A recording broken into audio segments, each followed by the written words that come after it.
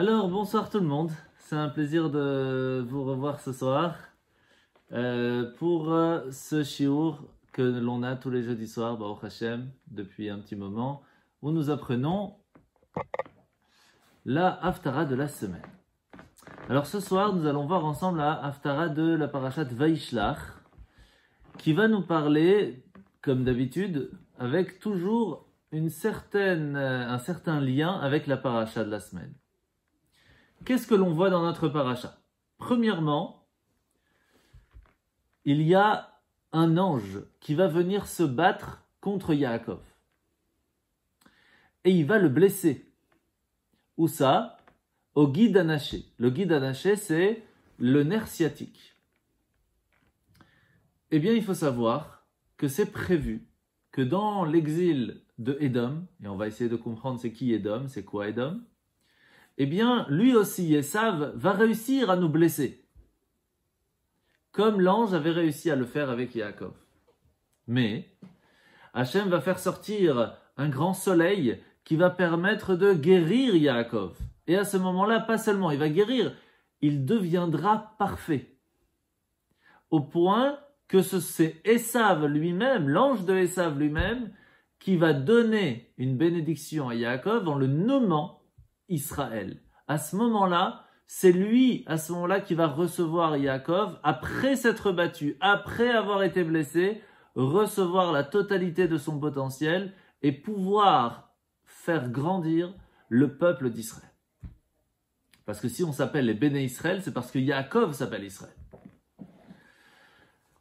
De la même façon, il faut savoir que même si Esav va nous blesser, va nous faire du mal, va réussir à nous faire beaucoup de choses, quand même, on ne doit pas stresser parce que arrivera le jour où Hachem sortira le grand soleil, nous permettra d'être guéris, de nous parfaire et de nous donner la possibilité d'être tranquillement en Israël avec Mashiach. Et pas seulement ça, c'est Esav lui-même, par ses méfaits, qui nous donnera à lui la possibilité de pouvoir être tranquille. À la fin de la paracha, par contre, c'est intéressant parce que l'on va donner les noms des rois, des futurs rois de Esav. Il y en aura plusieurs. Et c'est marqué que Yaakov avait une certaine peur de ces rois, ils étaient quand même assez puissants. Mais Hachem lui promet, ne t'inquiète pas, quelle que soit leur puissance, pour moi, ce n'est que de la paille. Et quand le feu brûle la paille, eh bien, ça brûle extrêmement vite. Puis, arrive le moment où Esav va lui dire à Yaakov, si tu veux, je t'accompagne en direction d'Israël, fais-moi confiance, je te protégerai, etc. Et Yaakov lui dit, je suis trop lent, ça va pas le faire, tu sais quoi, avance, et moi j'arrive avec la famille. Et on se rejoindra, à un certain moment donné, sur le mont Séhir.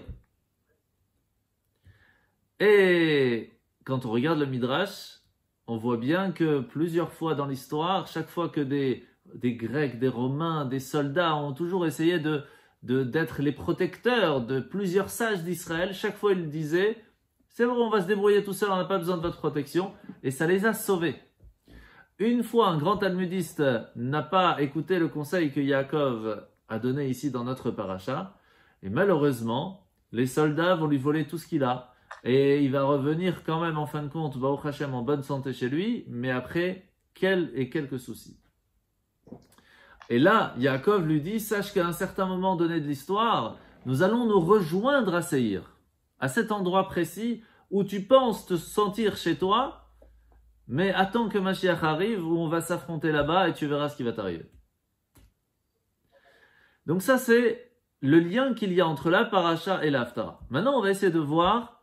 On a donné plusieurs noms, on a parlé de Édom, on a parlé de Esav, on a parlé d'Yaakov, on a parlé du mont Séhir. C'est quoi ces endroits? C'est quoi ces personnes? C'est quoi ces peuples? De qui on parle ici? D'abord, on doit savoir que sur la chute de Édom, donc sur la dernière guerre, on peut l'appeler guerre Gog ou Magog, on peut l'appeler de différentes façons, la chute de Édom est expliquée et prophétisée par énormément de prophètes, vraiment beaucoup. Mais là, spécialement, c'est le prophète Ovadia dans notre paracha qui va nous donner les détails de la chute de Édom. Pas seulement de la guerre, mais de la chute. Quelle différence? Pourquoi? Alors d'abord, il faut essayer de comprendre c'est qui Édom.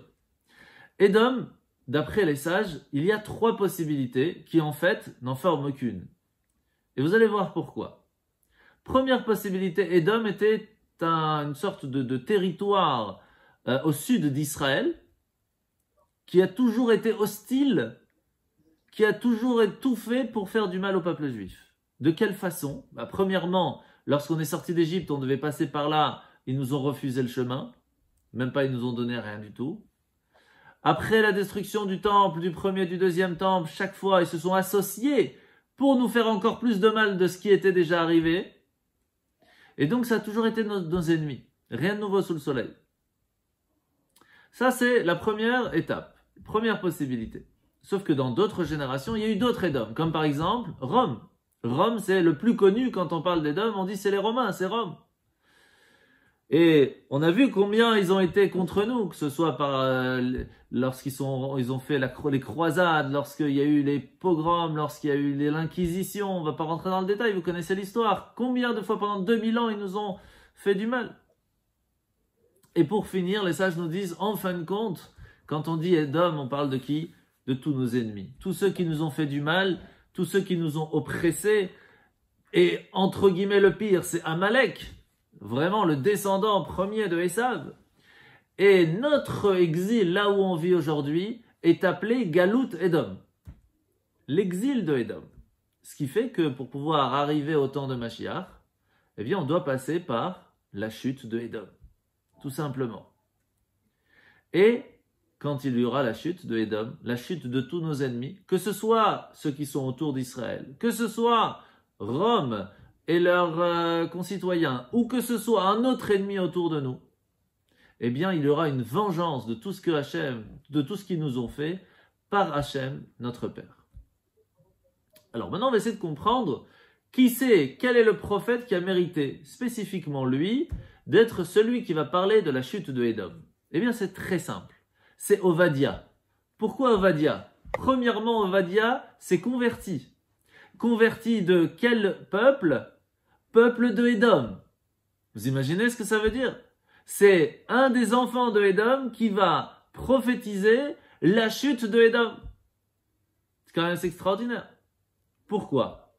Tout simplement parce que, rappelez-vous, il y a 2 semaines, on avait parlé du fait qu'il y avait un roi d'Israël, s'appelait Achav, qui était marié à Kizével, c'était une femme catastrophique, et qui vont essayer de détruire les prophètes, d'essayer de détruire la Torah, ils vont mettre des idoles partout en Israël, c'était la catastrophe. Et qui était avec eux dans le palais? Ovadia, étant donné que c'était un descendant de Édom. Et quand même, il va continuer à garder la Torah.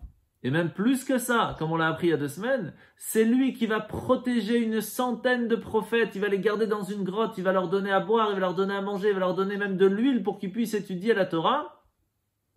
C'est quand même assez extraordinaire ce qu'il va faire. Et c'est ça qui va faire qu'il va mériter toute cette grandeur.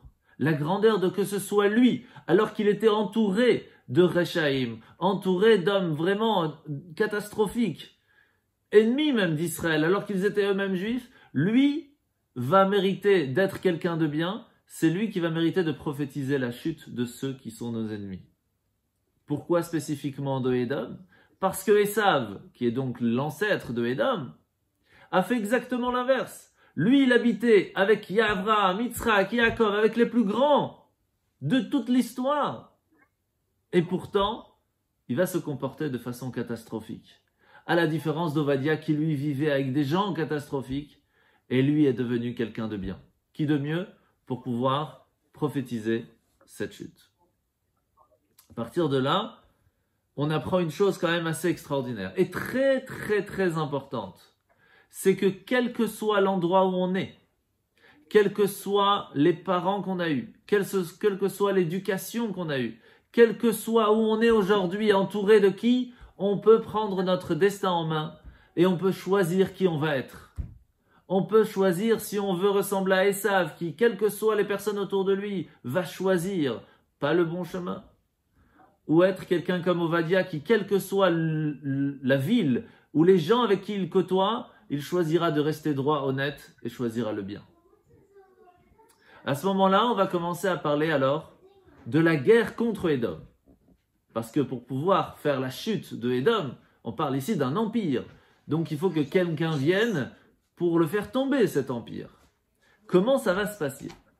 Alors, premièrement, c'est marqué dans la prophétie d'Ovadia que c'est toutes les nations ensemble qui vont se mettre ensemble pour détruire Édom. Alors, comment ça peut arriver quelque chose comme ça? Hachem va inciter toutes les nations pour détruire Édom. Et encore une fois, quand on parle d'Édom, on parle des 3 possibilités. Ce qui veut dire qu'il y aura toutes les nations qui vont se mettre contre nos ennemis qui se trouvent en dehors d'Israël, juste autour d'Israël, précisément dans le sud, puisqu'on parle de Édom, c'était le Har Seir.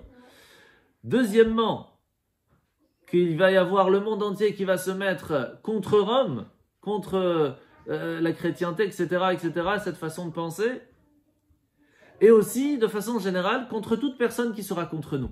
Chaque fois qu'il y aura quelqu'un qui essaiera de se mettre contre nous, le monde entier ne peut pas toucher. On ne touche pas au peuple juif. Puis, lorsque la guerre commencera, il y aura l'humiliation de Édom. C'est quoi l'humiliation?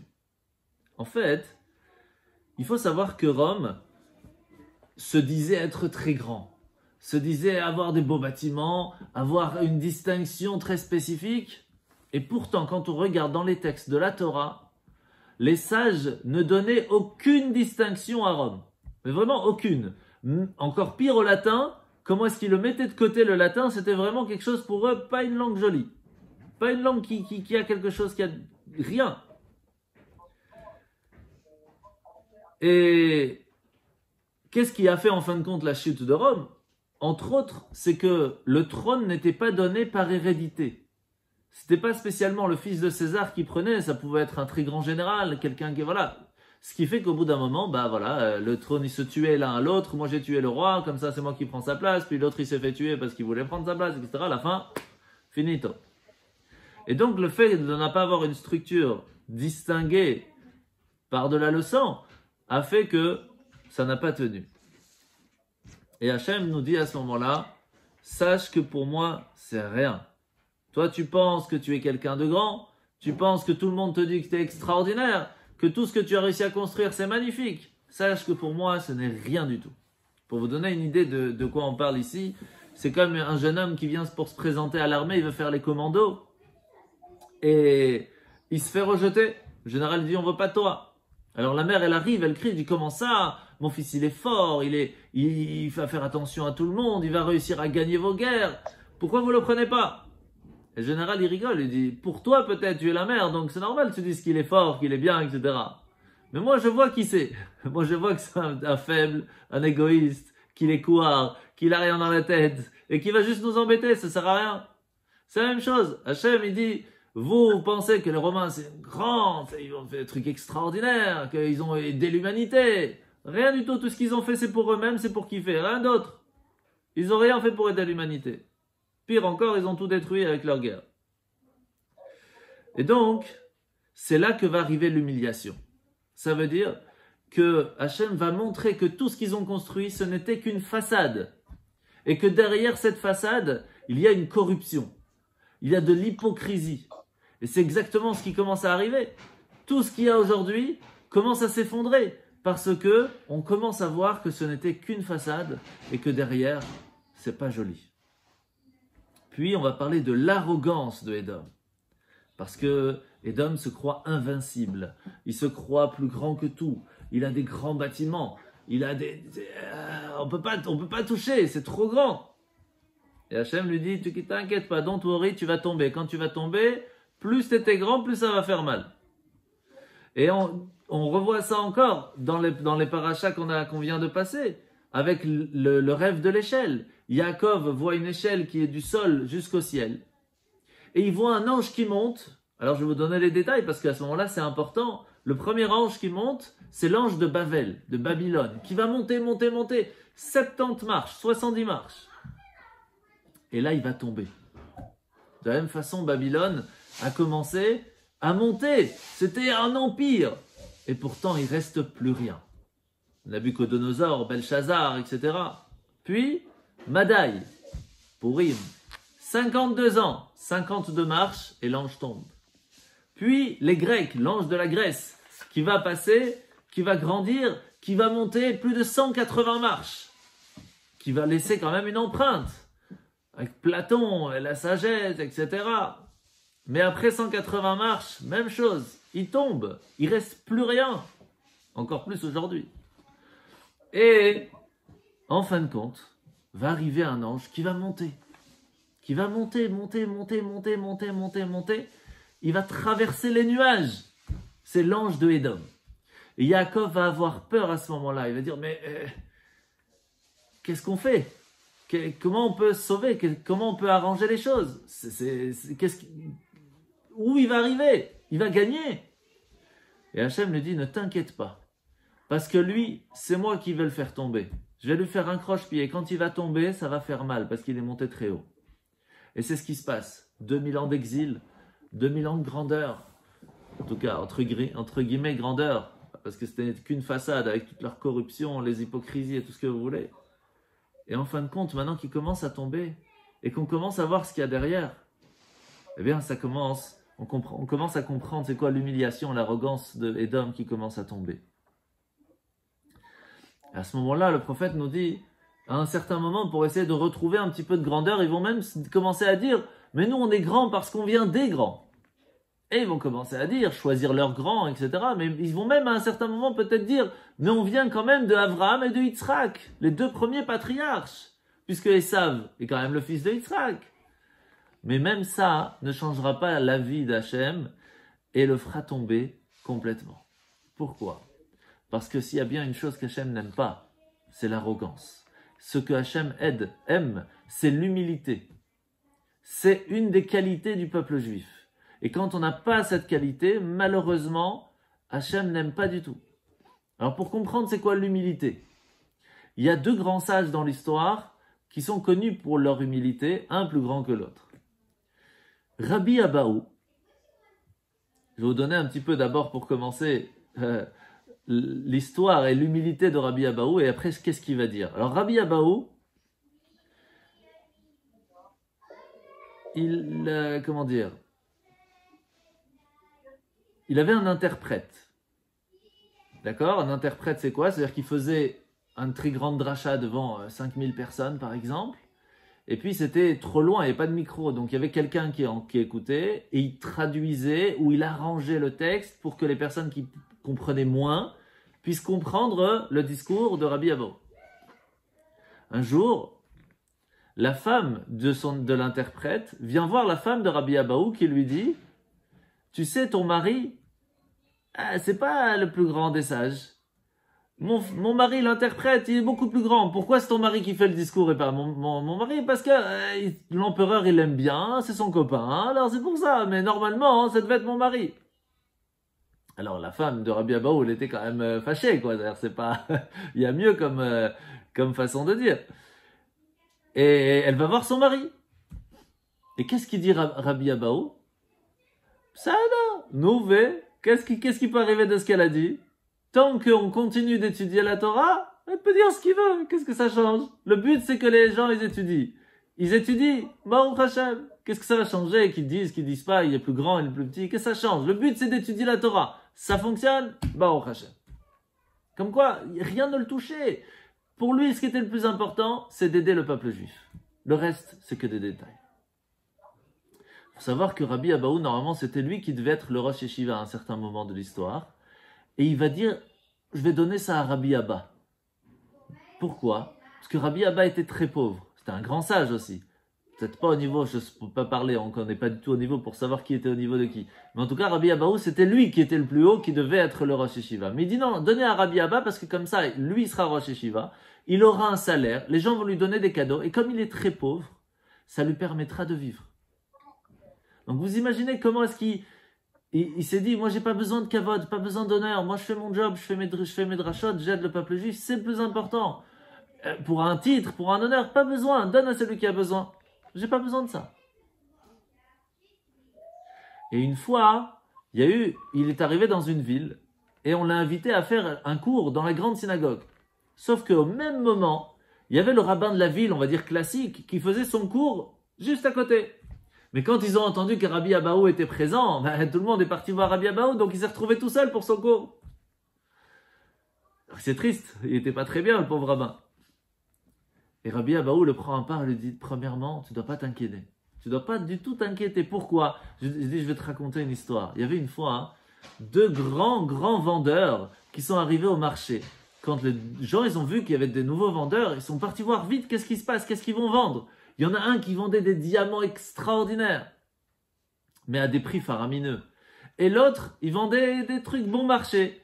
Tout le monde est allé au bon marché. Pourquoi? Parce que c'est ce que les gens ils ont comme possibilité d'achat. Alors que l'autre, il s'est retrouvé en fin de compte tout seul, alors qu'il vendait des diamants. Il dit c'est la même chose. Moi, je vends des petites choses, des midrashim, des petites explications. Donc les gens, ça les touche parce que c'est pas des grands trucs, c'est pas des grandes drachotes, c'est pas des grandes sagesses. Donc les gens, ils viennent chez moi. Mais toi, quand tu fais la Torah, c'est un gros niveau, donc c'est normal qu'il y a moins de personnes. Comment est-ce qu'il savait se mettre de côté, rabaisser sa grandeur pour donner à l'autre la possibilité d'avoir sa place, pour donner à l'autre toujours la possibilité d'être heureux.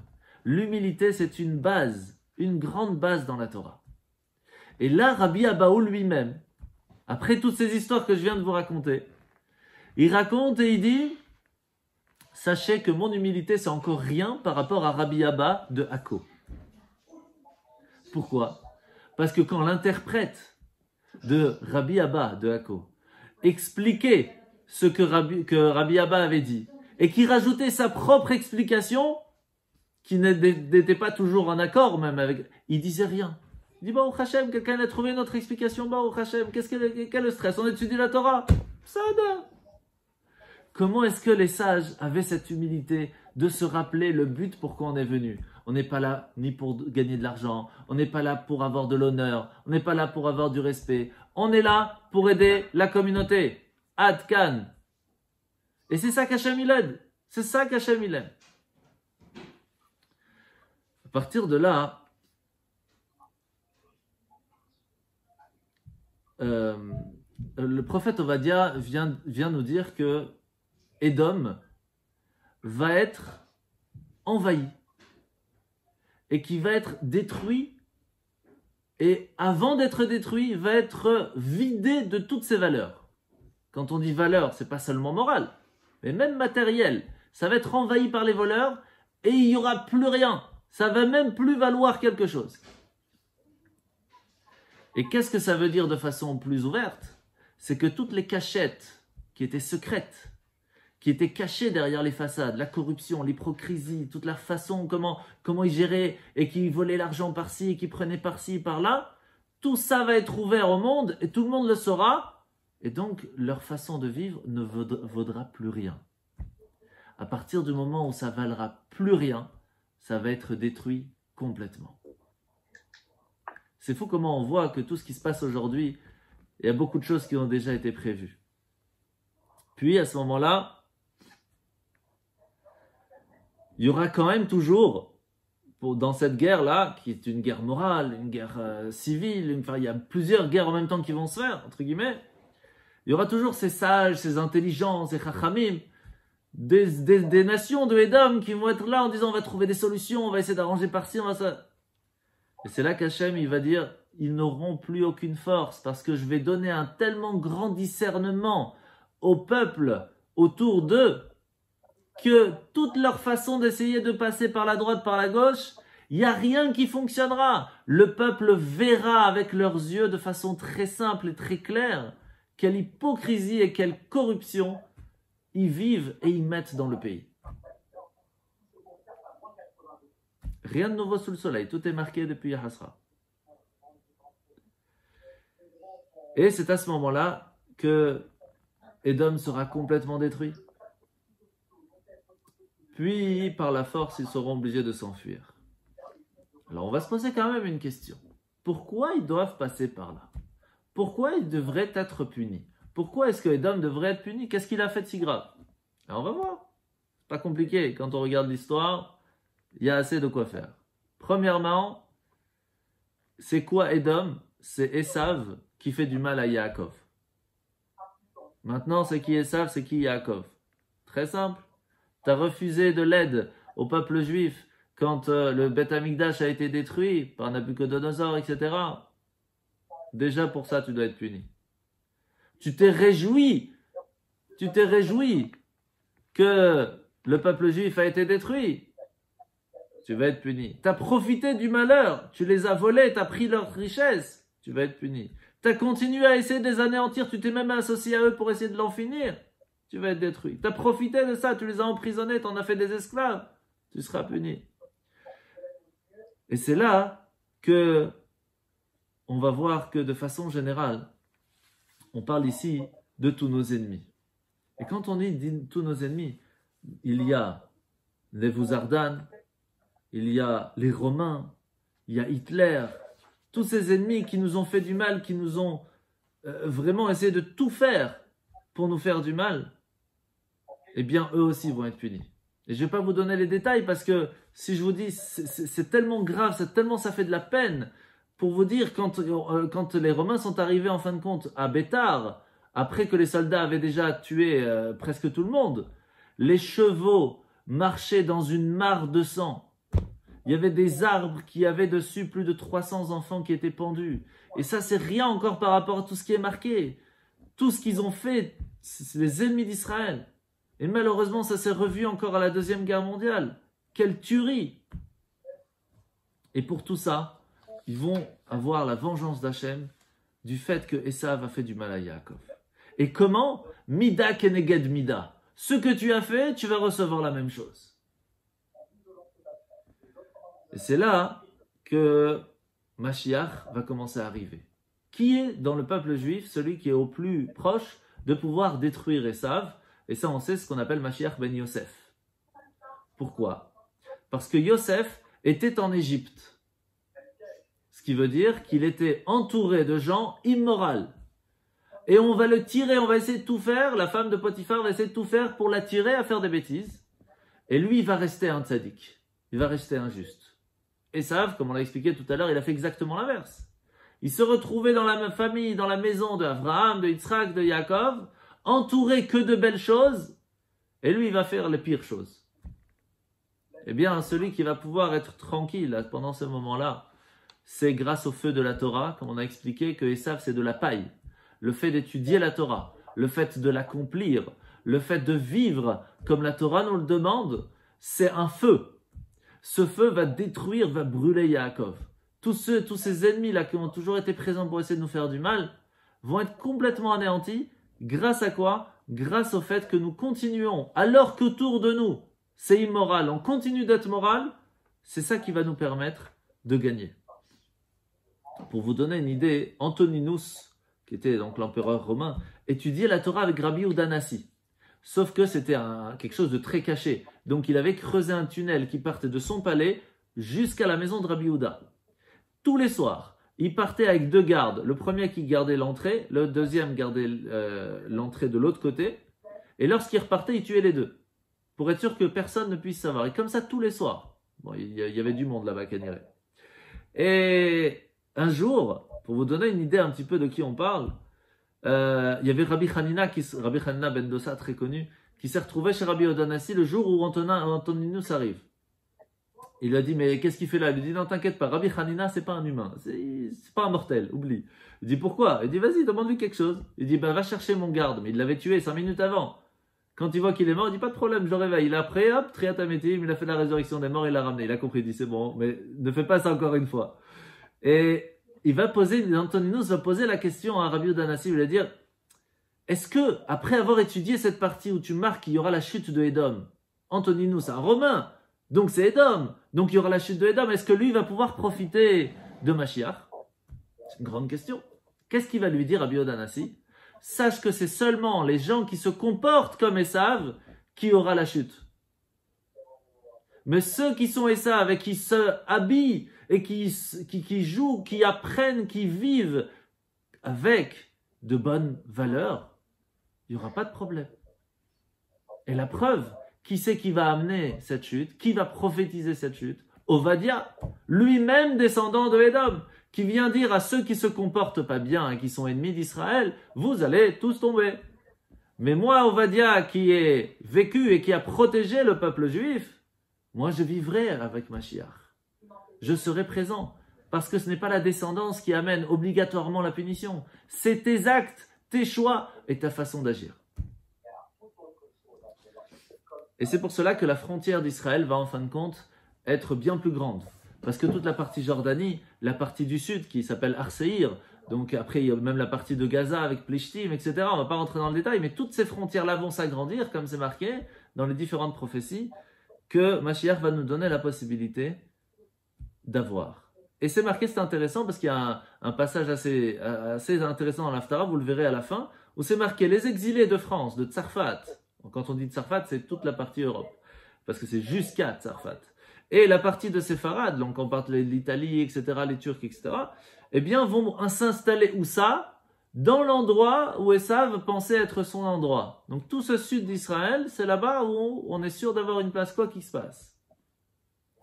Et c'est là qu'Hachem nous dit, dans la prophétie, sache qu'il y aura ce Mashiach qui va arriver, et ce Mashiach sera accompagné de Michael et Gabriel, et que nous, on se doit de garder la moralité. Ce qui veut dire que pour pouvoir continuer à être protégé dans ce monde immoral, pour ne pas agir comme Esav, on ne doit pas se comporter comme eux, quelle que soit la façon d'agir. Et ça, c'est magnifique, comment est-ce que l'armée d'Israël continue d'agir avec moralité, alors qu'elle aurait pu se défendre d'une façon totalement immorale comme leurs ennemis. Et non, ils continuent à rester, c'est quand même assez extraordinaire. Et c'est ça la grandeur du peuple juif. Et c'est ça qui va nous permettre d'être protégés lorsque Mashiach va arriver, qu'on n'aura pas cette chute et qu'on pourra profiter tranquillement. Ainsi se finit la Haftara de Parashat Vaishlach. J'espère que vous avez profité. Et maintenant, si vous avez des questions, avec plaisir.